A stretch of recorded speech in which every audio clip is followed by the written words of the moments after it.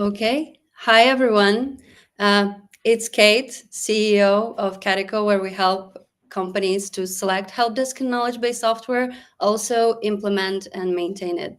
And today I have a really awesome guest, Mikkel, who is heading solutions and advisory teams in Dixa, which is customer service software that helps companies who work with consumer brands, basically. Correct. So, yeah, I think I did it well, but I'm not sure. Anyway, I'm really impressed, Mikkel. Like 15, more than 15 years in customer experience field, and almost half of the time in Dixa, helping Yeah. users to actually optimize and position customer experience as cornerstone of business. That's really impressive. And Yes, thank you. It's been a based lifetime. yeah, it's a Kinda. lot. I'm just like 11 years in customer support, so cannot imagine. It's been fun. It's been changing different roles, of course, and as you said, the majority of Dixa, which is also an industry customer service platform that has changed quite rapidly over the course of the last 7 years. So it's been fun. Wouldn't be without it. Yeah, yeah, nice. It's great. And while people are joining us, I have, of course, an icebreaker question. If you watched our first episode, you might know what that is. I saw So, the music question you had to Marty, so I'm not expecting a music question.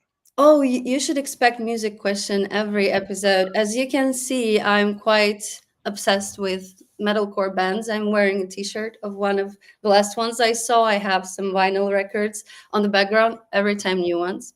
But anyway, so the last gig you went to, do you remember what it was? I do. I don't know if it counts as a gig though. It was a festival. So Oh, it so a counts. lot of gigs over the course of many days. I'd say, but that was this summer. I think the last private gig was I think you would call him a Danish folk musician of some kind. Very small scenery, very Hmm. little crowd, Which but one? very Which fun. one? We collect actually the. Or you collect. He's far Yeah, from heavy. He's very far from heavy metal. He's it's called okay. I was he's called actually Rasmus serious. Mør. Oh, Rasmus. So Rasmus, really? and then yeah, he is a Dane. Well, And then Rasmus is the famous one, right? there's plenty of Rasmuses in Denmark. I'd say. No, because I know only the ones who sang in the shadows. That's Ah, I actually saw them too, but that is many years ago. okay. Okay, nice. But yeah, we really are collecting information and we'll make a Spotify list at the end for our first season, you know. Why don't I find an English artist then, or at least an artist that sings in English We then? need to educate people not only Yes, yeah. on support platforms, but also on music. I think that's important. It unites people. And I see some people already joined and are saying hi. So, question to everybody: the last band you saw live would be nice to know. And mine was actually yesterday. I Oh, went to metalcore band The Plot in You. The massive mosh pit. It looked like the entire audience was in that mess, and the music was really good. you too? So, yeah. And actually, I like one Danish metalcore band. It's called Siamese, and they have the gig December 6th in Copenhagen if you want to see. I've seen them live at Copenhagen. Fantastic No. experience. Great lead singer. Yeah, I was about to go, but I had to make a tough decision. Bad Omens, they announced their tour, and I will be on that day in Berlin. Nice. I'm But not into metal per se, but I got convinced to go by some friends, and good, gotta say it was quite an experience to watch CMEs. good, good. Oh, that's amazing. I wonder. Okay, some people started adding their list. Kid Cudi, not sure if I know the artist, but I definitely will check afterwards. So I think there's gonna be the list on Spotify after all. Sounds good. Okay. Before we go to the business case, just to warm up a bit, Yep. mm, I wonder when leaders come to you, um, like considering Dixa as their platform for customer service, what is the most common challenge they have that made them think, oh, Dixa actually would be good? I think in general, what I speak to people about the most is like how to transform into this whole we got to get more efficient while still being highly personalized. So it's obviously an efficiency question. That is number one. Hmm. And number two will probably be help us utilize the data we get in the front lines, essentially, right? Uh-huh. Because many customer service teams, they are the face, they are the front line of the Exactly. brand. Yeah. And usually they sit on a gold mine of information, whether that's casual information they get on phone or on chats or these type of things that they need to provide or the business wants to get their hands on. And I would say more so than often, surprisingly enough, that is a much tougher task than it sounds like in 2025. Of course, yeah. Because, well, at least that's my opinion. There is so much data you can collect, but do you actually need all of it? I've just seen so many posts about like 45 metrics you need to keep an eye on. I'm like, why so many? So it's really hard to understand which insights, like how to collect them, what is important for the business, and all the insights from the support team, the I priceless think ones. yes, at the end of the day, it's essentially big data, right? You get a bunch of data, and then you got to make sense of it. So I think what most people struggle is not necessarily that they have to select in what to send on. It is more that the rest of the business, let's say product teams, are really interested to understand what kind of products fail, like what kind of products have a high return rate. The finance team are much more interested in something else. So it's more to True. route these big data things in the right direction, and also to educate a lot of people in customer service that they have an important voice, because often they have sort of been, should we say, run over by a marketing team or something else instead. Yeah, So that's also a big part of it. been there. Yeah, it happens. Yeah, yeah. So I think that's the most common thing, but Mhm. obviously they are a lot of people are trying to figure out, okay, if we want to implement AI, how does that look? How do we do that without being a failure? Because obviously that's what we hear about a lot these days, is that a year ago or you heard implement AI. Now people have done it. A lot of people have failed, and now they're sort of taking a step back. So obviously that's also on the mind of a lot of companies, rightly so. Yeah, yeah, makes sense. Totally. Okay, thank you. Thank you for sharing. Definitely we'll get some insights kind of post after that. Should we go into our business case for today? You Yes, ready? let's All do that. right. Okay. So probably our audience already saw it in the comments, but let's run through it really quick. So today we're looking into the case from the European e-commerce brand. So they have like approximately 200 employees, multiple sub brands, quite high ticket volume. And quick question, is it like something you also see among your clients, like 3,500 tickets average? a month, or it's too too much even? No. I think that's probably our bottom, at least for our base, and then it goes up from there. Okay, yeah, I see. Because yeah, and 10,000 in peaks, so that's massive. Well, to Yeah, my experience. when you start to get busy. And they have around like 12, 15 core agents, and seasonal might be up to 200 during holidays. And a lot of channels. So Instagram, email, chat, phone.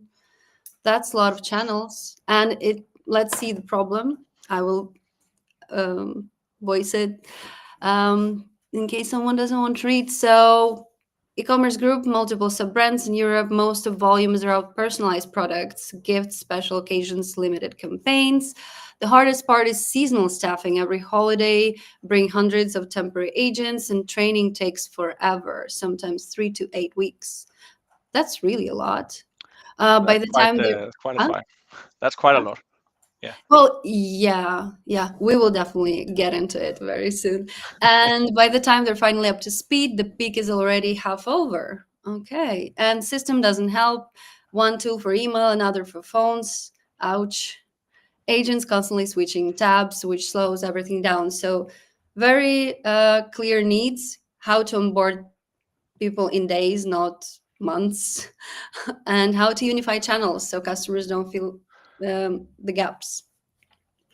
So yeah, I think would be interesting to discuss first, like why this happens, like like the onboarding process for companies who have this high volume during holiday season. Why do you think it takes so long? I would say it's not uncommon. We are also in peak season now. Black days, Oh, Singles true, Black Day, Friday. Christmas. Oh my You God. mentioned it, right? Everybody's probably in it, planning to be in it. Hopefully, they are beyond the planning. I think also based on where we were before, and what I speak to a lot of people about is that you bring in people from the street who don't necessarily know your business, and they got to Mhm. learn a lot of things. Like one thing is they might know your product. You said here in this case they are multi-branded. That makes things Mhm. so much harder. But even for Oh a yeah. single brand, you're coming into a new company. Like even such a question as where do I start the phone? If you had to go on the phone, could probably be a tricky one. There's probably abbreviations to different systems around the company, right? So these things usually tend to take a lot of time. And as I said, we are dealing with people who has to sit live in front of other people who may or may not. Some are nice. Most of people are nice.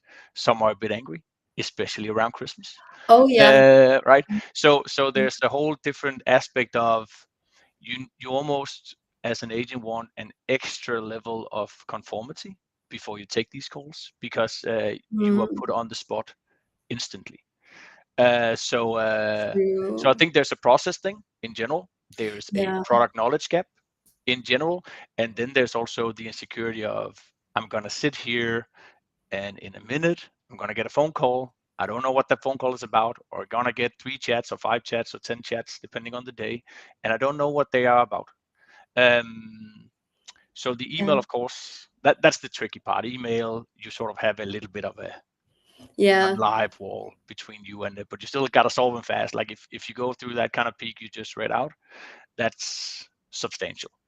Then there's not a lot of supervisors to help you out.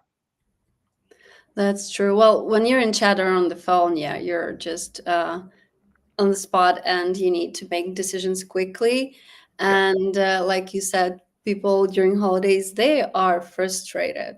Like, I worked for one wine company, like when I was a part of outsourced team, and so many things happen. And it's just crazy. I think that it can be the other way around, like what takes so much time. I mean, maybe companies sometimes try to give too much knowledge. Like, mm, I wonder how deep that the seasonal agents should know the brand and the product to That's an interesting thing, because what we often guide is we need to understand, like if it was me who had to give some advice here. Hey Katie. yeah, it's Bastian, Uh, our expert.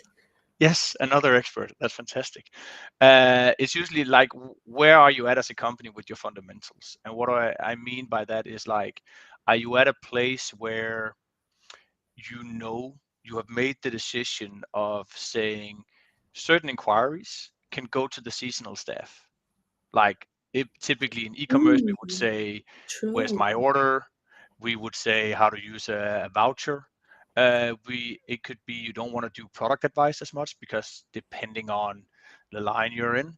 I used to work in football goods at a company called Unisport. So Mhm. advising on a football boot for a lot of money might not go to a seasonal agent. This That's maybe is actually a good right. point.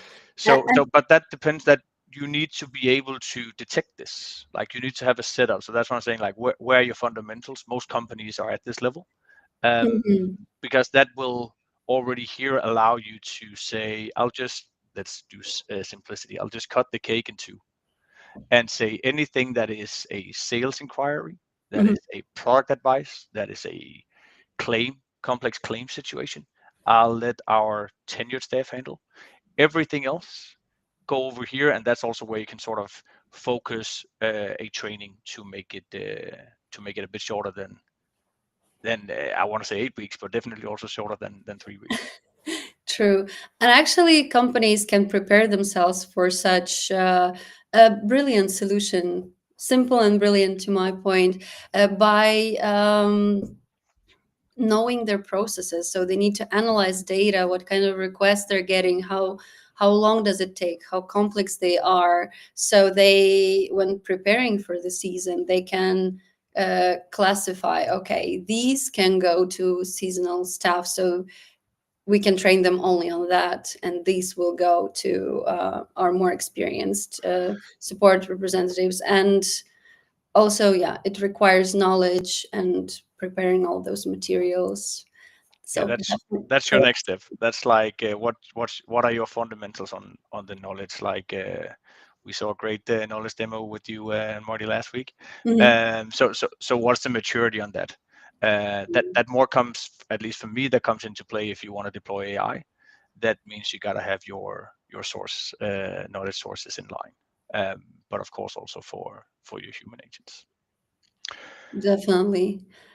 And I also had a thought, like, because of that many seasonal agents that can come into play, it's sort of like how we're using AI to help support. So we're using like seasonal agents to support, like get the load from the regular stuff, and so they can do more complex and meaningful work.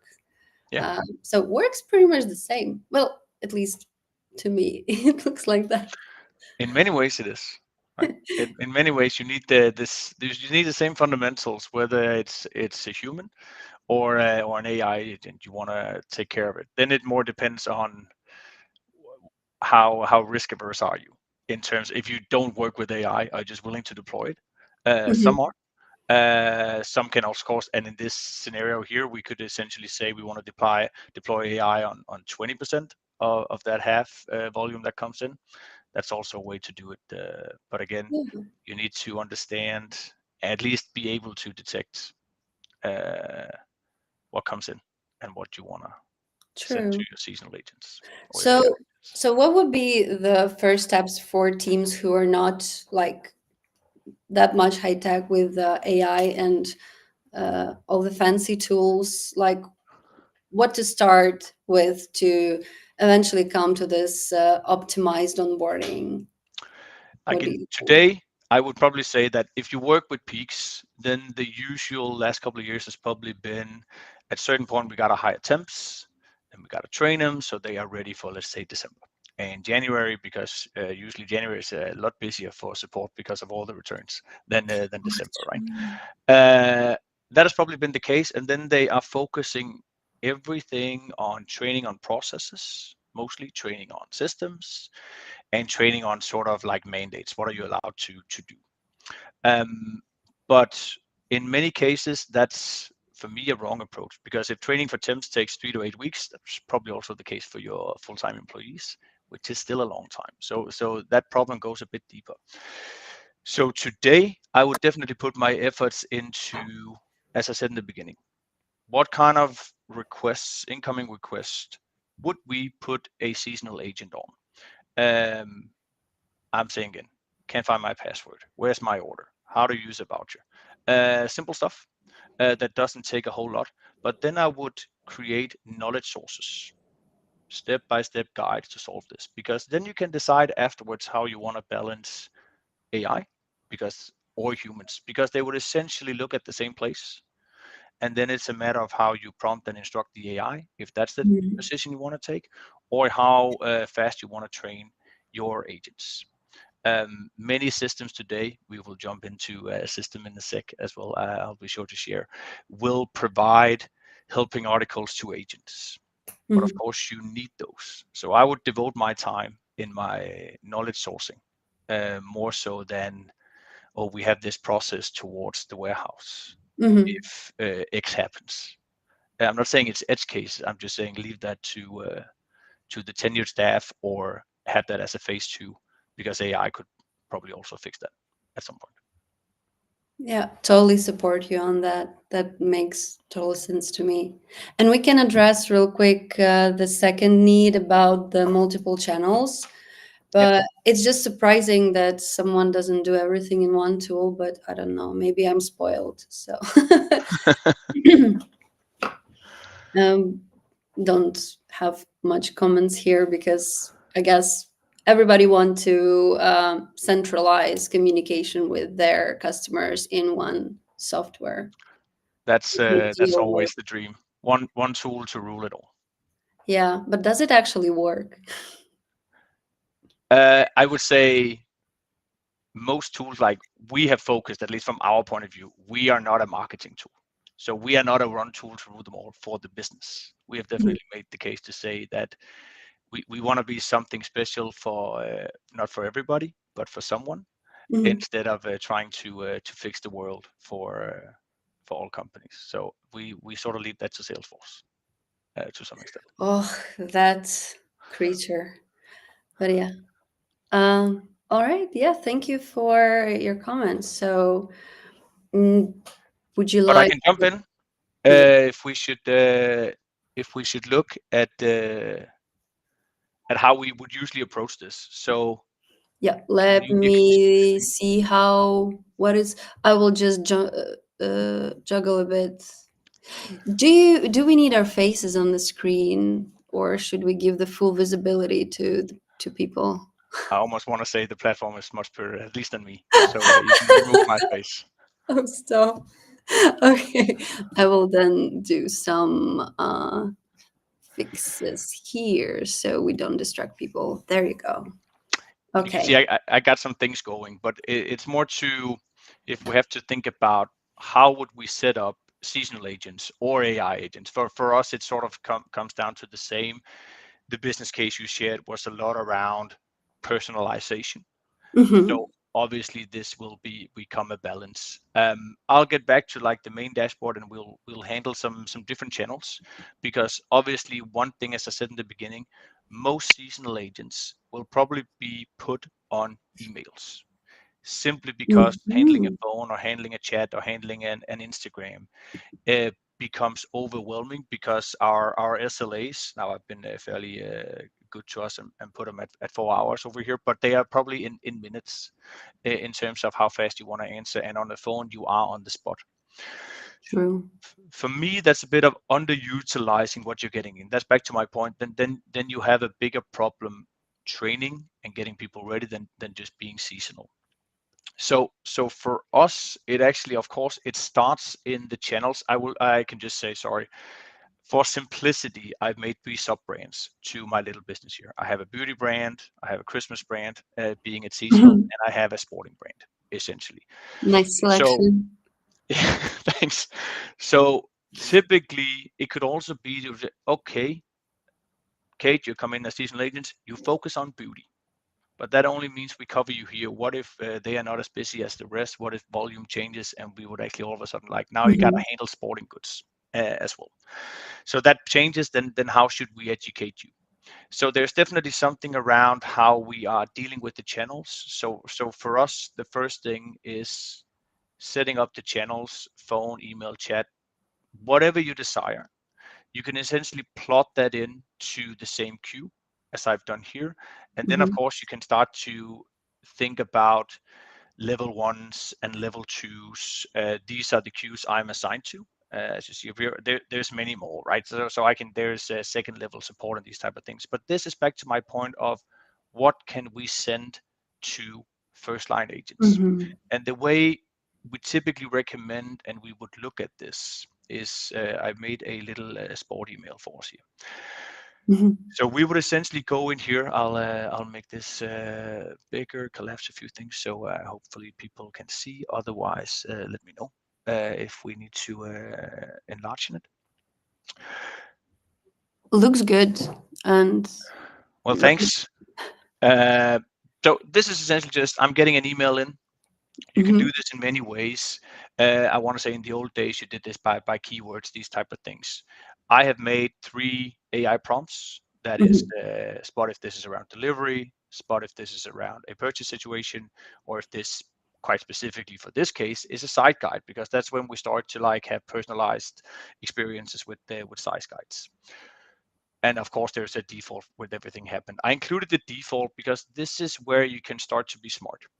This is where you can start Mhm. to say, I run on Shopify, but of course you could run on WooCommerce, Magento, Shopware, it doesn't matter. But in Mhm. this case, that's why you see Shopify. And then I just want to, in this little thing, what's the order? Who is the customer? That could be a very simple thing. I took the liberty of thinking personalized service. Could that include a personal shopper? Maybe. And in this situation, I can actually filter this on, do they have an active order? And is the segment premium, VIP, a personal shopper? Then I can send them to a queue that doesn't include a seasonal agent, because now we're talking a whole different ball game when it comes to personalization. Beyond that, delivery, yes, definitely want to send that to my sporting line seasonal agents queue. This is probably where's my order or something is missing. Um, Mhm. Sales inquiry, no, maybe I don't want to send that to anybody. Mhm. Size guide, I have put a bot on size guide because often this is what's your measurements. Is this for you? Is this for your kids? These type of things. This would be very easy to handle from a knowledge base. And no matter your fundamental, almost want to say, you have an FAQ article around size guides, whether that's on shoes, sweaters, uh, Yeah. rings, etc. All these things can sort of be found in an FAQ. And if it doesn't succeed, we can have an escalation queue where we can decide should an agent be there. But for me, this is sort of the starting point. This is what I said in the Mhm. beginning. It's about identifying what you can provide to your seasonal agents. I could essentially decide to say, I actually want an AI agent in here to handle this as well. This is the balance we're talking about. I will only put an AI agent on in this case if my sources are adequate, right? Okay. But you could in this case test a fifth option to say strictly on, as I have done here essentially, size guides. That is the Mhm. only place I'm testing the AI agent, and then you can work with that for a few days or a week, see how it pans out, and then Mhm. of course you could essentially decide to go up here and say I want an AI agent on it all. But that Okay. means you hit AI first, right? It will be the same for us on phone and email. Um, And this is I this is really more want from to a business point comment of view. that I appreciate the way you're building the workflow, because in this is so visual that you're actually building the flow chart. It always feels better than just trying to set the rules like a list or something, because some tools have it still, Yes. but the flow chart is always better. Just give you visibility. Yeah, and for us, this is really where this helps us quite a lot, or helps our customers, I should say, quite a lot in peak season, because this allows them. Let's just say this was your normal flow. This would allow any of our users to go in and say, "I want something else to happen," because now we're entering peak. So it is actually all about where we send things. But Hmm. for me, this is where you start your thinking. This is a strategic decision in customer service to say certain things should go to our seasonal agents, because then you can start to say, well, then I can devote my training to, of course, understanding the platform. I can see on phone I haven't done anything. I have a lot of phone numbers in here, but I haven't done anything special on my phone other than record the conversation, tag it, and send it to my Christmas queue. But in this case, I could do the same. I could do a Hmm. lookup in Shopify based on the phone number, or ask the customer for an input. But it don't need to be elaborate. I think what's important is that you, as a business, make some decisions on, well, we are short on resources, or our resources will be constrained. We are hiring more to keep at bay, but where do we get the most value out of those resources we bring in, essentially?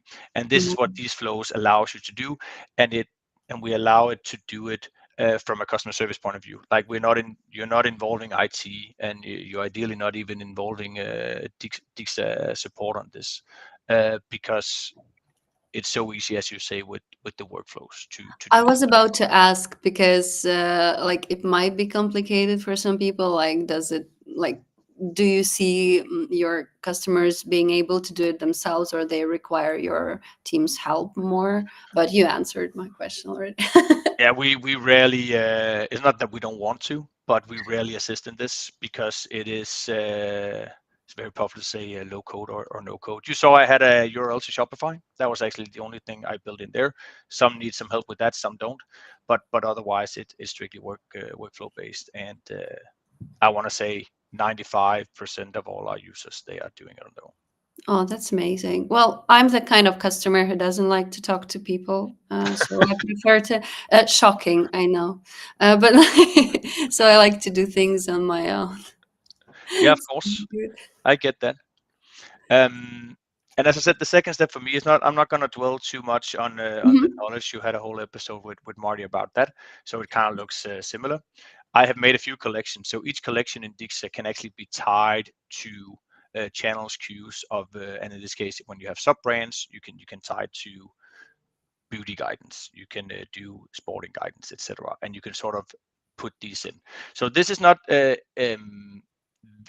I have 10 articles. That's probably not enough for an Mhm. AI agent to go to work on. It could be, Yeah. but essentially, if I wanted to now, I could say, based on these articles, I Mhm. could essentially go in, click on my AI agent. I only have a beauty agent right now, and my own, but I could essentially create an AI agent based on the data source that I have created down here. Okay.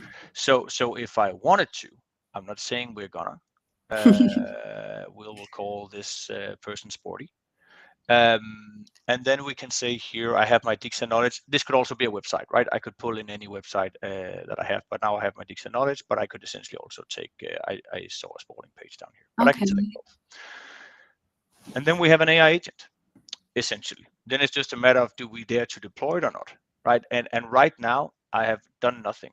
Like, if I want to add a data source, and let's just say I wanted to add a website, I Mhm. could give it a name, take the URL, add any URLs I wanted to, and create it, and then I have a source.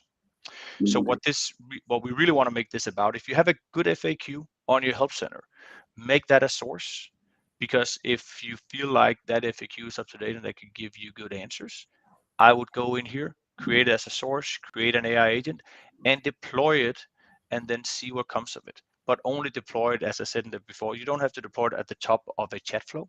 You can Mhm. deploy it further down when you have done a multiple selection of some sort. So there's Okay. definitely ways that you can control this quite extensively, right? You can then go nuts in terms of what kind of data sources you want, what kind of custom instructions you want to give it, what kind of tasks and tool you want it to do.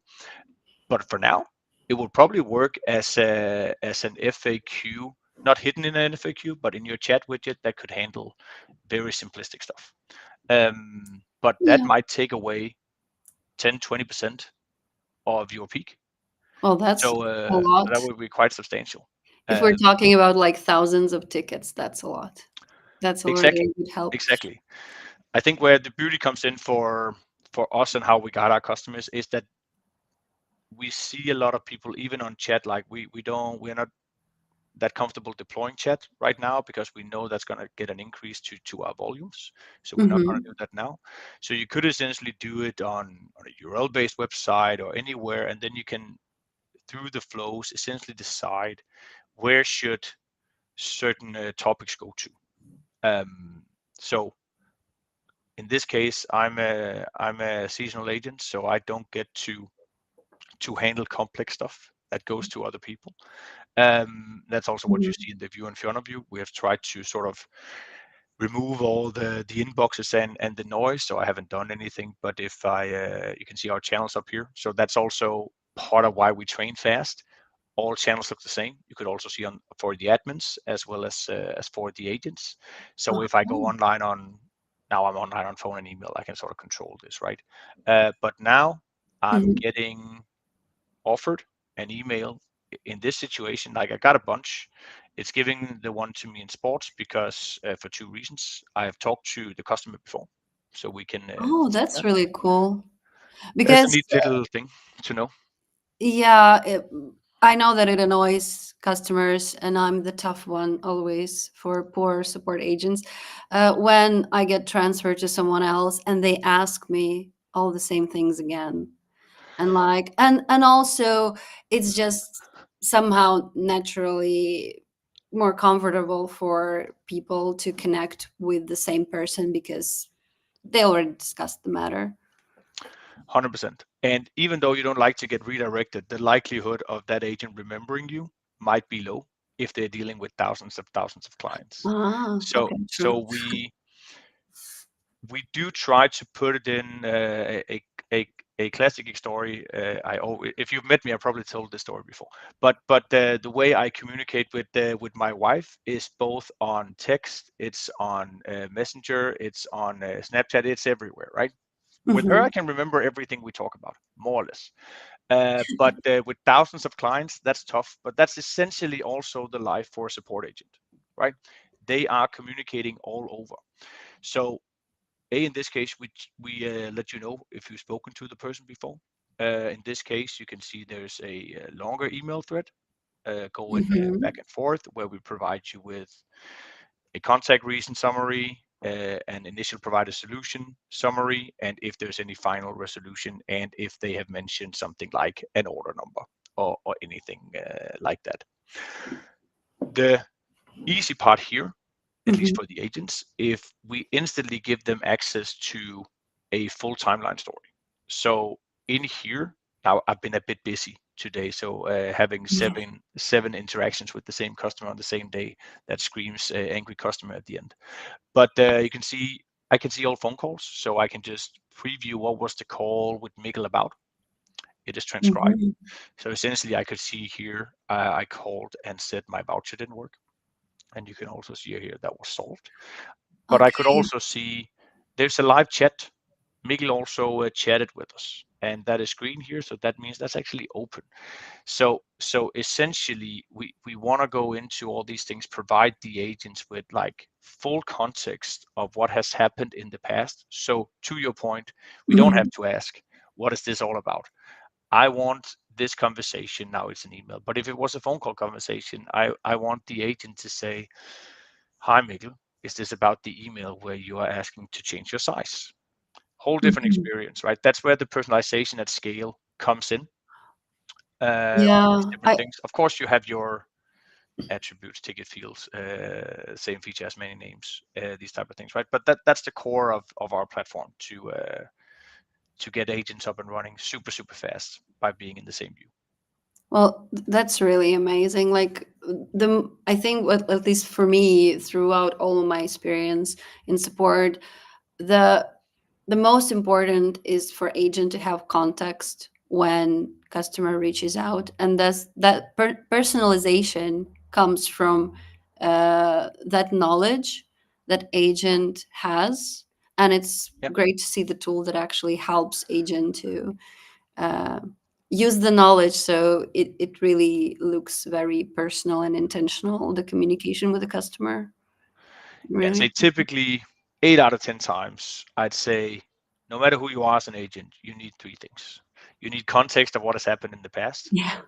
You probably need some kind of access to what is the order, like where's my order system, and how do I then eventually solve it. So in this case, I have a few integrations. Let's take a Shopify one, right? So here I would say, what's the membership with Mikkel? You can act on these things like what's the order. I think in this case they are asking me to change the address. So in this case, if I want to go down here and I want to change the shipping address to Vimmelskaftet, which is Dixa's new address. So I can do that and I can save that, and now it's saved in Shopify.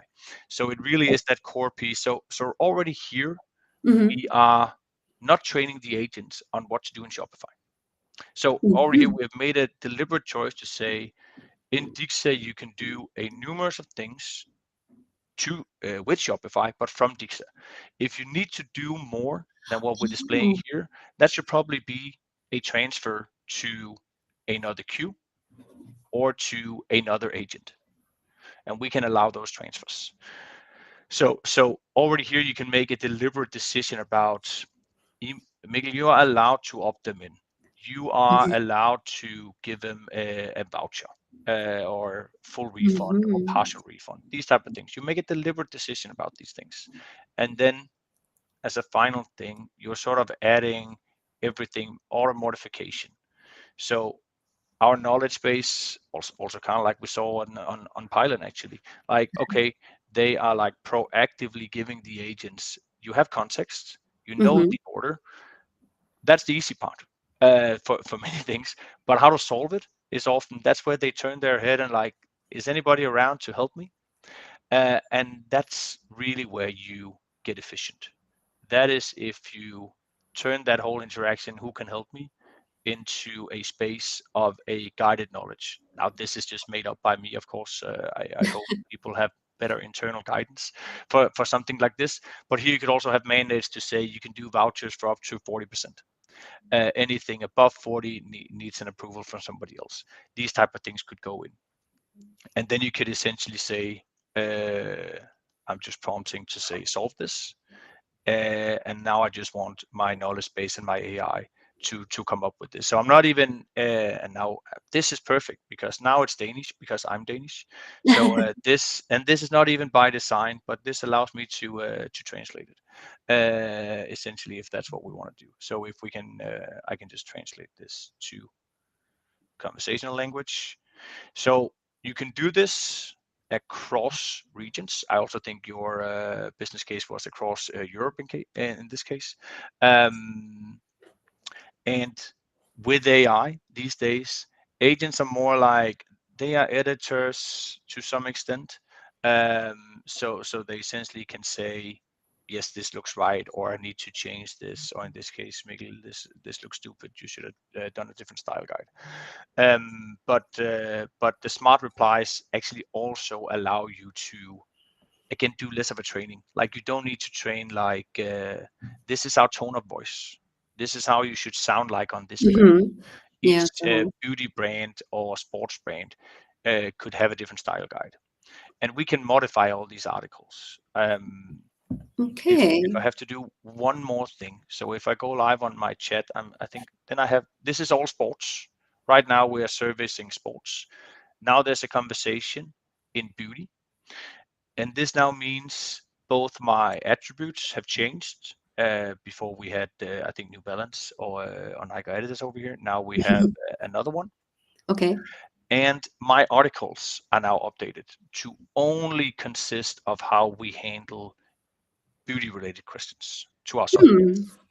So in this case, this is also like, because we have a lot of customers who is doing this, serving 20 different sub brands, but the only way that can happen is if we as a system allow for this to be present, right? So uh, such a customer of ours won't necessarily train on product knowledge. They will train on how to use Dixa.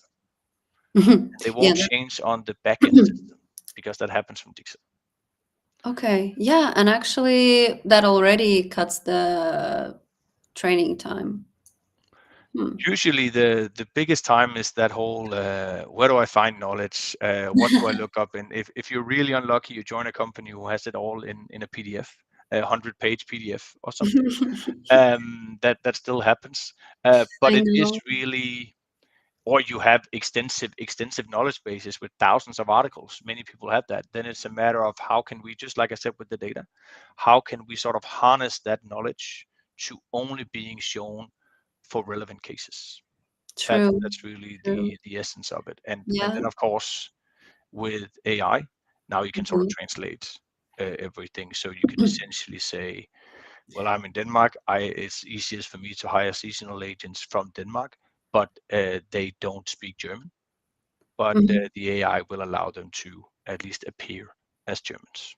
Yeah, that's great. And I want to say that really smart use of the space in the platform, like how the knowledge appears. It's not like you need to keep a lot of tabs open. Everything is on one screen. That's really cool. Efficiency. Yes, And that's the name of the game these days. and I already see that we're running a bit out of time. So, is there anything you would like to share from the platform, or should we go to the Q&A? Let's go to the Q&A. I think that's more important. Yep. Okay, we already had a few questions, and let me put our logos back. There you go. So yeah, let's go through the questions that were already sent in the chat before. Like we have this 30 seconds delay on LinkedIn, and that's the main platform people are watching. So, mm, okay, there was a question. What's the most realistic way for support team to reduce seasonal hiring using AI, and where does the limit appear in practice? Yeah, good question. I think I will refer a bit to what I said. So I still think it's a balance of certain things. But on the things I said, where you would think we need seasonal agents to come in, and I want them to handle these 10 topics. If your knowledge sources, your FAQs are good enough, then I would actually put an AI on that, or at least 8 out of 10 of that. That's probably the risk averse I'm willing to do. Where Yeah. AI sort of stops a little bit could be if other systems you use. I use Shopify, I also use Brace, as you saw in my integration. But that could be, can AI perform that task? Can they change the address I just did in Shopify? If you have a ecosystem in place and IT in place where you can connect those dots, then AI is capable of that. But of course, then you're entering a complexity more so Mhm. than how do I use my voucher, or I can't remember my password. Like Mhm. you are, and the consequences of failure is higher, right? So here I would test it a little bit True. before I go nuts. So I so agree. changing an address has a way higher consequence than not solving a where's my password or give me a voucher Mm, to that extent. I But see. a lot of this is down to, do you have a little bit of either a vendor who will help you set this up or an IT resource who can test this? And what's the, if Shopify is probably easy, but if you have a self-made, self-built system, is there an API endpoint for this kind of stuff? So Hmm. you're asking a few more questions in this case. That's actually a good take because we really talk, and it's good that we talk about knowledge, that you need to have a good and like correct information for AI to perform. But what you're talking about now is also important. It's a big part of it that companies don't consider, like that they need some resources to make this Yes, happen and also and test things. they are rarely around this time of year. So that's what I just did. I would probably deploy the AI agent on these Hmm. low-hanging fruit tasks. Yeah. And if I'm really bold, I'll deploy it on it all. And if I'm less bold, as I said, I would place it down further down in my flow, Yeah, makes total sense. because then you And could actually, as I said, they are busy in January. That's sort of claim return cases. That gets more busy. So you could actually still hire them now, but then train them on the return part instead of where's my order part. That would be my advice. ooh, that's a good one. Yeah, like you said, that in January it's still a high peak because of returns. So it Yeah. makes sense. So you need to know when when to train on what kind of scenarios. Yeah, I think if I were back at Unisport, I would train on how to handle January instead of how to handle Black Week in December. Yeah, it's Yeah, too late for that. Some companies already started their sales, and exactly. oh, tough time for us who liked to shop as well. And we actually had pretty much the same kind of question about AI. So I guess it's really like big topic, like how to which extent to use AI. But I think you covered it like really well. Yeah, and I get that. And I would just say if anybody's in that position of, well, we have a good FAQ, one advice I would give is that typically FAQs are written not in the way an AI would reply. So they are written in a way, go here, check this thing out. So just be tested on an AI to see how will it actually reply in the current version you have written your FAQs, Hmm. because that's has actually been a bottleneck for a lot of our users, is that they have a certain FAQ written in a certain way because it's sort of, you're on your own. It's not live with an AI agent who actually uses the information and the context from the person now. So just do a little bit of testing for a day or so to see if they are written in a way that AI translated the right way. Yeah. And actually, it's a good point about like taking a day, because when you say like testing, people imagine, oh, I need to like have it done for a week or more. But like even taking a day already will give you a lot of information. Yeah, I think don't necessarily overthink it. Like you can test these things really, really fast. You Awesome. don't need a full fleshed analysis to go ahead and do this, in my opinion. Yeah. Yeah, I actually agree.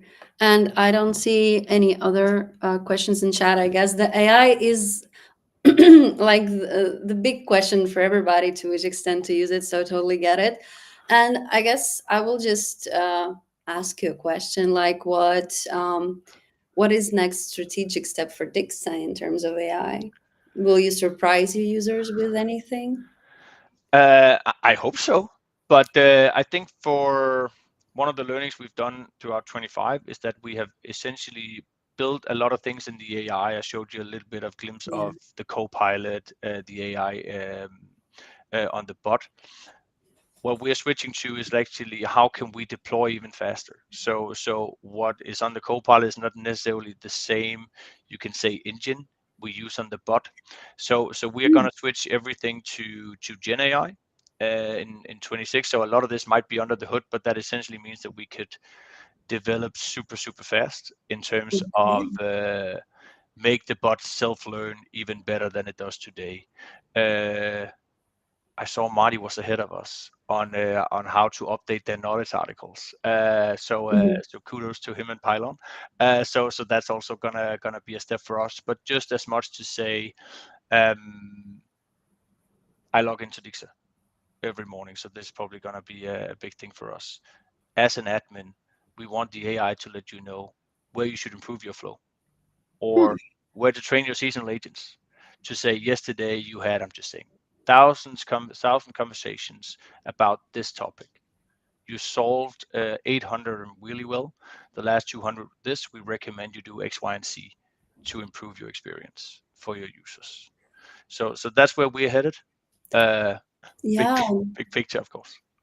that's actually great. I well, the insights are the treasures you need to spend some time and resources to actually find. So that would be perfect for me as an admin to log into system and see what's Yeah, there and that's what back to my data thing in the beginning. Like, what kind of data should we use? I have Mhm. all this. Like, how do I make sense of it? And essentially, we want the platform to make sense of it for you. So Amazing. that's probably where we're headed. Um, Yeah, and I really wish only success for you in this endeavor because it's amazing, and very excited about you doing this. Thank you, Yep. and thanks for having And me. yeah, and I see that we're out of questions, so we'll not hold you any longer. Thank you so much, Mikkel, for joining me today. It was very insightful, and thank you for showing Dixa in action as well. Of course. So Thank then, you. yeah, thank you, and thank you for everyone who joined us today. See you at the next episode. Thank you. See you. Bye.